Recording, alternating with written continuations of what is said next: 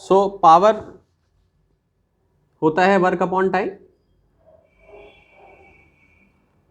हाँ जी स्टूडेंट, होता है ना, पावर इक्वल टू होता है वर्क अपॉन टाइम। और 10th क्लास में आपने एक फॉर्मूला पढ़ा होगा, वोल्टेज होता है work upon W/Q, work done पर यूनिट चार्ज। लिख सकता हूँ ऐसे, ठीक है। वोल्टेज को क्या लिख सकता हूँ मैं, वर्क डन पर यूनिट चार्ज। सो यहाँ से क्या निकल के आएगा, अगर मैं W की इक्वेशन निकालूँ यहाँ पे, तो W किसके इक्वल हो जाएगा, VQ के इक्वल हो जाएगा। तो इसको क्या लिख सकता हूँ मैं, VQ/T, ठीक है। So power equal to V हो जाएगा, और I इक्वल टू क्या लिख सकता हूँ मैं, Q/T। तो क्या हो जाएगा, VI।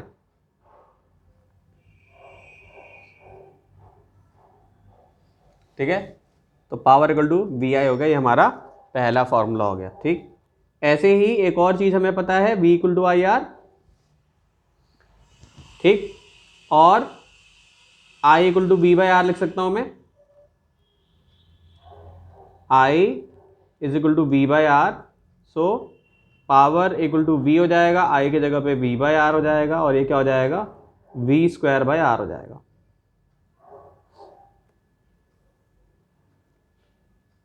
ठीक है, पावर इक्वल टू क्या हो जाएगा, V²/R। तो ये पहला फॉर्मूला हो गया, ये दूसरा फॉर्मूला हो गया। ये सब तुम्हारे न्यूमेरिकल में काम आएंगे, छोटे छोटे फॉर्मूले हैं, ठीक है। तीसरा एक और फॉर्मूला हो जाएगा, power equal to V equal to क्या होता है, IR होता है ना। तो IR का स्क्वायर कर दूंगा मैं, यहाँ पे R आ जाएगा। तो ये क्या आ जाएगा तुम्हारा, I²R² अपॉन R।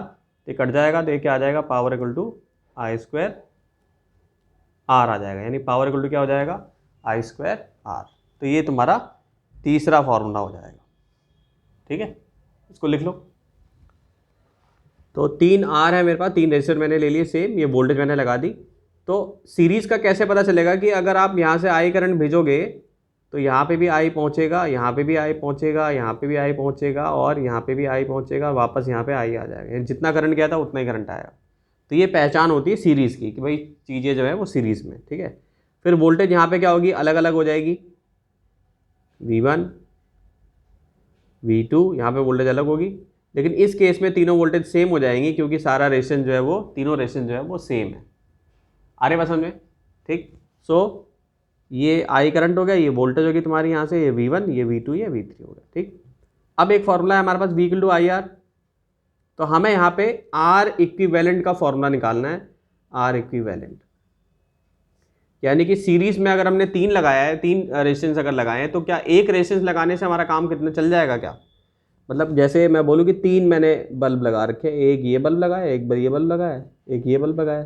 तो इक्विवेलेंट का मतलब ये होता है कि एक ही बल्ब ना तीनों के बराबर की रोशनी देगा, ठीक है। एक ही बल्ब जो है बेटा वो तीनों के बराबर की रोशनी देगा। क्लियर है इतनी बात। तो यहाँ पे क्या है, रेजिस्टेंस सेम है, यहाँ पे रेजिस्टेंस सेम है। सो क्या लिख सकता हूँ मैं, I इक्वल टू V/R होता है, लिख सकता हूँ ऐसे, है ना। और या V नेट को क्या लिख सकता हूँ मैं, V1 plus V2 plus V3।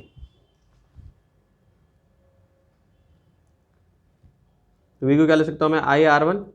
इसको क्या लिख सकता हूँ, IR।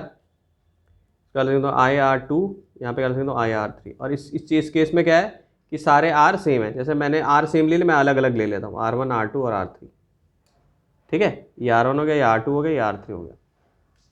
अंडरस्टूड। सो R नेट किसके को, I से कट जाएगा सारा, तो R नेट किसके को जाएगा, R1 plus R2 plus R3। तो ये मेरा फॉर्मूला हो गया किसका, सीरीज का। यही डेरिवेशन भी 1-2 नंबर की पूछ लेते हैं, 2 नंबर की आ जाती है डेरिवेशन बोर्ड में, ठीक है। फिर आते हैं रेजिस्टेंस इन पैरेलल, यानी combination of resistance in parallel.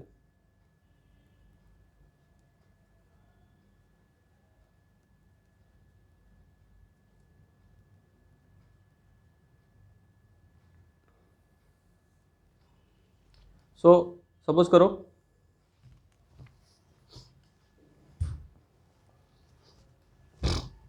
ये रेजिस्टेंस लगा लिया मैंने, ये वोल्टेज हो गई, ठीक है, ये वोल्टेज हो गई।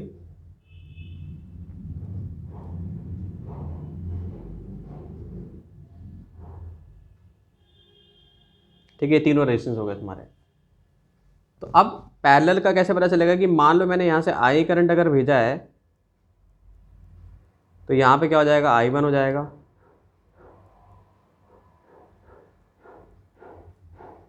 ठीक है, I1 I2 I3। तो यहाँ पे कितना आ रहा है, यहाँ पे तीनों कंबाइन होके आई करंट आ गए और यहाँ पे क्या मिल रहा है तुम्हें, आई करंट मिल रहा है। अंडरस्टूड? यहाँ पे क्या मिल रहा है, आई करंट वापस मिल रहा है। तो तीनों जो है करंट यहाँ पे बढ़ गए, यानी कि जंक्शन पे जैसे एक पाइप होती है ना कि भाई एक पाइप थी इसमें 3 लीटर पानी आ रहा था, अब मैंने उसको 3 जगह लगा दिया ऐसे ऐसे, तो 1 लीटर यहाँ जाएगा, 1 लीटर यहाँ जाएगा, 1 लीटर यहाँ जाएगा। समझ मेरी बात? सो आई नेट किसके इक्वल हो जाएगा, I1 plus I2 plus I3 के इक्वल हो जाएगा। अंडरस्टूड? सो अब हमें भी इसमें इक्विवेलेंट रेजिस्टेंस का फॉर्मूला डिराइव करना है। तो ये हो गया R1, ये R2 हो गया, ये R3 हो गया, ठीक। सो I इक्वल टू होता है V अपॉन R नेट। पहले वाले के लिए अगर मैं ले लूँगा, वोल्टेज यहाँ पे सेम रहती है, पैरेलल में जो होता है वोल्टेज जो होती है वो सेम होती है, ठीक है, पैरेलल में वोल्टेज जो होती है वो सेम होती है। सो I इक्वल टू क्या हो जाएगा,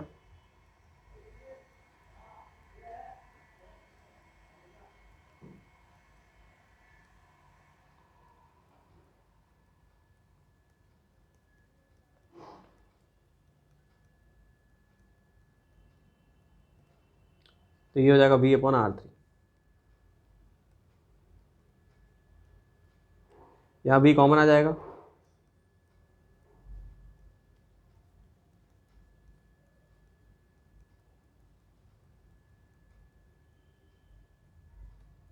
तो V से भी कट जाएगा। सो 1 अपॉन R नेट किसके इक्वल हो गया,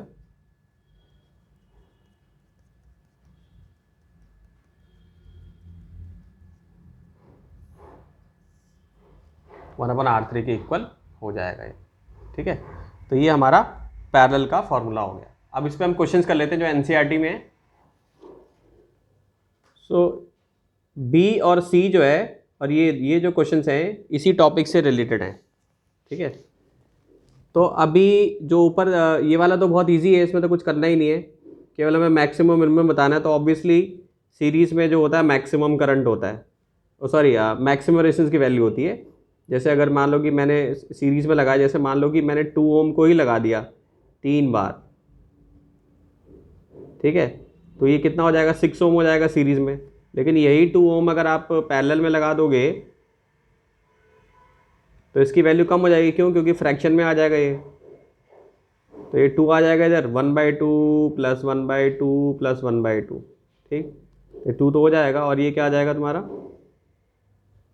3/2 आ जाएगा, ठीक।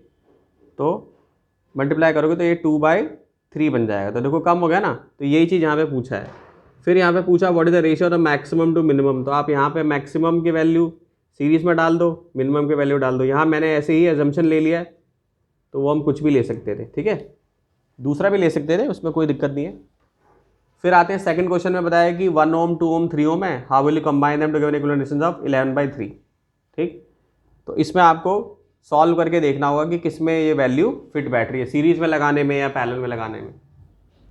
इन सभी क्वेश्चनों में ये वाला जो क्वेश्चन है ना, ये सबसे बढ़िया क्वेश्चन है, ठीक है। ये वाला जो क्वेश्चन है ये सबसे अच्छा क्वेश्चन है, क्योंकि इसमें क्या बन रहा है, एक्स बन रहा है, ठीक है, एक्स बन रहा है यहाँ पे, ठीक है। तो ऐसे सर्किट को कैसे हम सॉल्व करते हैं, देखो इसमें भी कोई दिक्कत नहीं होगी, बहुत आसान है ये। इसमें भी कोई दिक्कत नहीं होगी, क्योंकि भाई आई करंट यहाँ से जा रहा है, यहाँ से आई जा रहा है, यहाँ से, यानी सारे ही सीरीज़ में है, ये भी आ रहा है, तो सारे ही सीरीज़ में, तो इसमें कोई मुश्किल नहीं है। मुश्किल होगी तो केवल ये वाले क्वेश्चन में होगी, जिसमें इक्विवेलेंट रेजिस्टेंस हमें निकालना है, ठीक। तो 1 ओम दे रखा है हमें, 1 ओम दे रखा है 2। तो सर्किट को अगर हम ध्यान से देखें तो ऐसे दिया हुआ है सर्किट जो है, यूं यूं और यूं दिया हुआ है, ठीक है। तो जब यहाँ से मान लो अगर आई करंट आ रहा है तो यहाँ पे जाएगा कितना, I1 जाएगा, यहाँ पे कितना जाएगा, I2 जाएगा, यहाँ पे I1 जाएगा, यहाँ पे I1 जाएगा, यहाँ पे I2 जाएगा, यहाँ पे I2 जाएगा, यहाँ पे I2 जाएगा, और ये दोनों कंबाइन होकर क्या बन जाएंगे, फिर आई करंट बन जाएंगे, ठीक। यानी कि सारे के सारे कंबाइन होकर क्या बन जाएंगे, आई करंट बन जाएंगे। ठीक, तो इस कॉन्सेप्ट को अगर आप अप्लाई करोगे, इस तरीके से अप्लाई करोगे, तो यानी कि ये दोनों किस में हो गए, सीरीज में हो गए, ये दोनों तो सीरीज में हो गए, तो इनका जो होगा एक रेजिस्टेंस आ जाएगा। ये दोनों भी सीरीज में हो गए तो इनका भी क्या हो जाएगा, एक रेजिस्टेंस आ जाएगा। ठीक है, समझ रही हो? तो यानी कि ये दोनों किस में थे, यहाँ पे 1 ओम था, यहाँ पे 1 ओम था, यहाँ पे भी 1 ओम था, ठीक, और यहाँ पे 2 ओम नीचे था। तो 1 और 1 कितना हो गया, 2 हो गया, 2 और 2 कितना हो गया, 4 हो गया, हो जाएगा। तो ये दोनों पैरेलल में है, 1/2 प्लस 1/4 हो जाएगा। ये कितना हो जाएगा फिर, ये हो जाएगा 1/r, ये हो जाएगा तुम्हारा, इसको 2 से मल्टीप्लाई कर दिया तो ये क्या हो जाएगा, 4, 1/4 प्लस ये 1 हो जाएगा। ठीक, ऊपर 2 हो जाएगा साथ में, यहाँ पे भी 2 हो जाएगा, तो आ जाएगा कितना, 3/4 हो जाएगा। तो यानी r कितना हो गया, यहाँ पे एक का कितना हो गया, 4/3 हो गया। तो ऐसे कितने हैं टोटल, ऐसे कितने हैं, ऐसे 4 थे ना टोटल। yes, यानी ये जो थे रेजिस्टेंस जो थे ऐसे 4 थे। देखो 1 1 2 3 4, तो यानी अगर 4 से मल्टीप्लाई कर दो, क्योंकि बार बार ये रिपीट होता रहेगा, तो 4 से अगर मल्टीप्लाई कर दो तो कितना आ जाएगा, 16/3। ठीक, तो r की वैल्यू कितनी हो जाएगी, 16/3। ठीक है, सर मेरे से वो एक सेकंड लास्ट क्वेश्चन का ना थर्ड पार्ट नहीं आया, 6/11। 6/11 नहीं आया, चलो मैं करा देता हूँ। इन तीनों को तुम पैरेलल में लगा दो। अगर ये फोर्थ वाला लगाओगे ना बेटा, ये तीनों पैरेलल में लगा दो, हो जाएगा। करके देखो एक बार, आ जाएगा।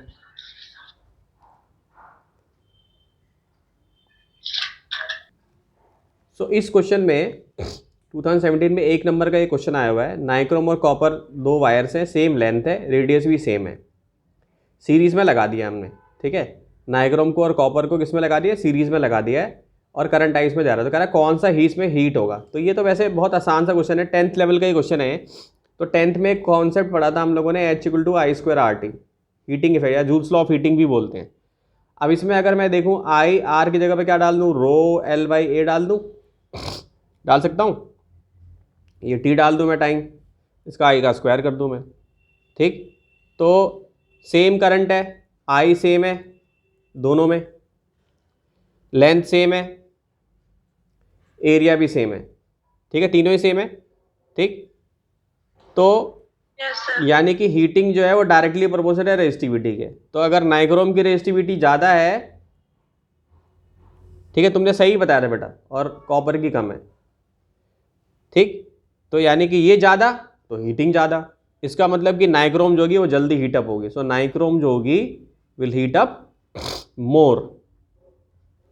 ठीक है, विल हीट अप मोर।